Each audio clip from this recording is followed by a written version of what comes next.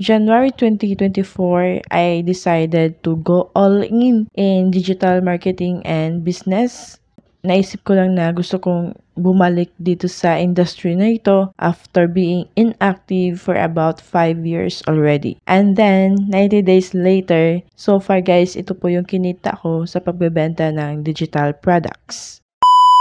Bago ko i-reveal sa'yo kung magkano ang kinita ko selling digital products on System.io. My name is Rose and welcome to my channel. This channel is all about giving you tips and guides about digital marketing and business, and also I will document and share my journey as a digital product seller in the Philippines. And by the way guys, ang gamit ko po na platform to sell my digital product is si System.io. So, bakit nga ba System.io? I choose System.io kasi all-in-one na po ang platform na ito, from funnel, from email marketing, from website creation. So, everything na kailangan mo to have a digital business.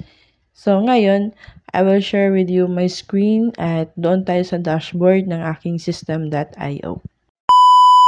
Alright guys, andito tayo ngayon sa dashboard ng aking System.io account, and I will show you yung data ko when I decided to revamp or restart my digital marketing business this year. So, noong January 2024, doon ako nag-decide na gusto kong bumalik sa pagiging digital product creator and seller. Mag-ano muna ako, mag-affiliate marketer doon sa ebook ni Doc Lloyd Labson na Digital Business Playbook. So, yun po yung ina-affiliate ko. So, January 1 to 31. So, dito sa aking dashboard, makikita mo na meron akong 112 na leads and I've got 0 sale. Nag-run ako ng FB ads to get instant traffic kasi mas madali talaga kapag naka-FB ads para matest ko kaagad yung product ko at saka yung system ko if working ba siya. For the whole month ng January, wala pa akong kita.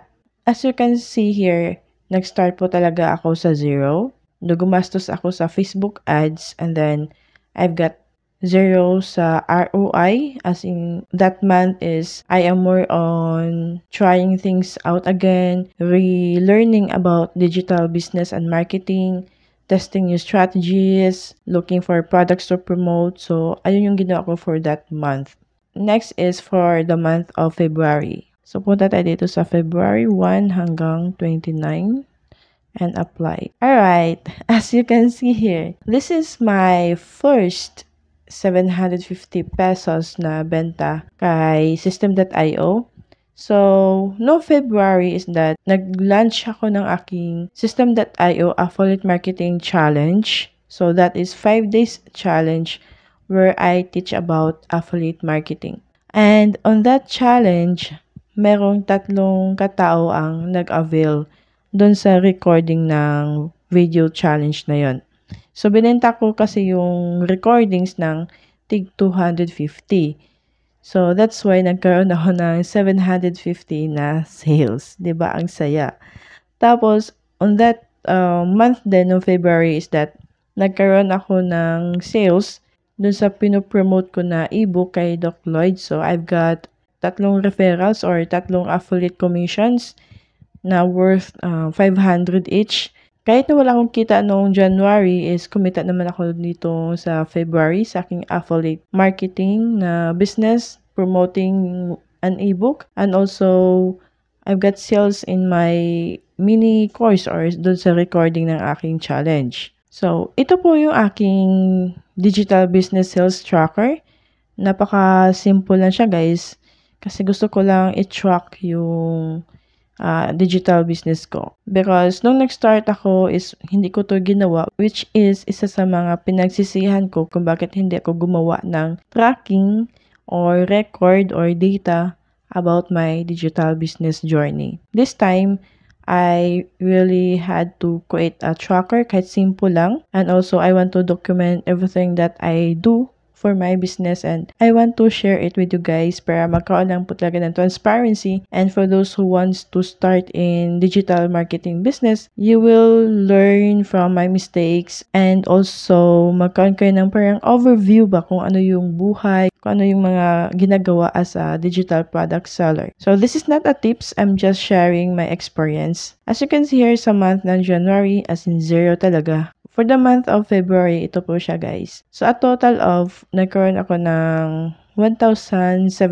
pesos na sale. It's a mix of affiliate commission and also yung binibenta ko na recordings dun sa aking challenge. Marahil sa inyo is masasabi nyo, ang liit naman ng kita. Well, hindi ko po din kayo ma-judge kasi meron naman talagang ibang mga seller na ang lalaki na agad ng income nila. And for me, as a solopreneur, doing all things all by myself, ayan, it's a big achievement. From 0 to 1,000, so for me, malayo na siya, diba? I'm just happy that I've got result and I've got my first 1,000 sales selling digital products. Punta naman tayo sa March na data. March 1 to 31.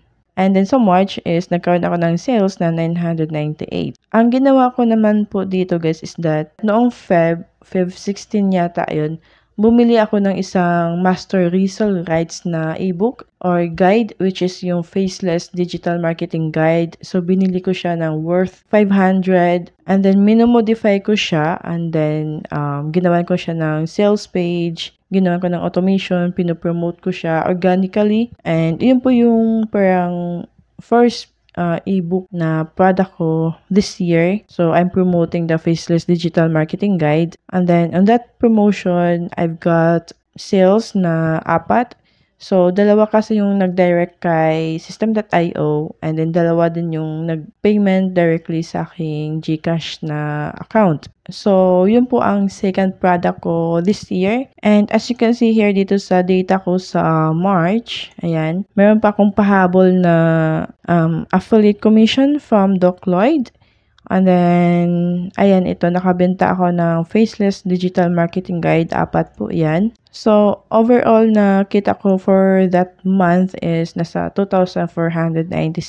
And as you can see, hindi consistent yung sales ko and hindi din lahat ng araw ay motivated ka to promote your product, and there are times na napapagod ka din mag-post. Pero ganun pa man, laban lang din tayo. As you can see here guys, this is the real deal of being a digital product seller. I'm showing you this here. Wala po talaga akong tinatago dito. Wala akong dinagdag or binawas. So, this is the real data that I've got from my digital product business. And I am happy for them. And in my own journey, for me, masaya na ako dito na somehow, so far, I've got a sales and a result. And by this time, guys, nung March is, hindi na po ako nag-Facebook ads dito. Tinigil ko na po yung pag-Facebook ads and I totally focus on organic marketing. Gumagawa ako ng mga faceless videos, faceless reels. So, if you're gonna check my Facebook account and Instagram, mostly mga faceless videos po yung nandun, and it really helped me to sell or to get results from those faceless videos. So, ayun guys, overall for the last 90 days, ang kita ko po ay nasa 4,246 pesos. Ayun, wag po sana din kayong ma-disappoint sa result ko kasi yung result ko is magkaiba din naman sa result na mangyayari sa'yo dahil maaring higitan mo pa ang result ko. So, ayun siya guys, yung 90 days report ko as a digital product seller using System.io, and I hope na hindi ka po ma-discourage sa aking result, and I hope that it will make you motivated na higitan yung results ko. I can see na little by little, I've gained knowledge when it comes to creating products and promoting your products organically. And for me, this is the best results that I have ever since that I decided to start my digital business way back 2018. How about you guys? I want to know your story, your journey about starting your own digital product business with System.io or with Rocket PH or with Etsy or kahit anong platform man yung gamit mo to sell your digital products. And let me know in the comment below. Let's meet in the comment section. And also for the next video, part 2 of this documentation is that siguro mga July na din, no? So 6 months of being a full-time digital product seller. If you want to follow my journey, then don't forget to hit that subscribe button and follow me on my social media account on Facebook and in TikTok or in Instagram. And I will see you around. Bye!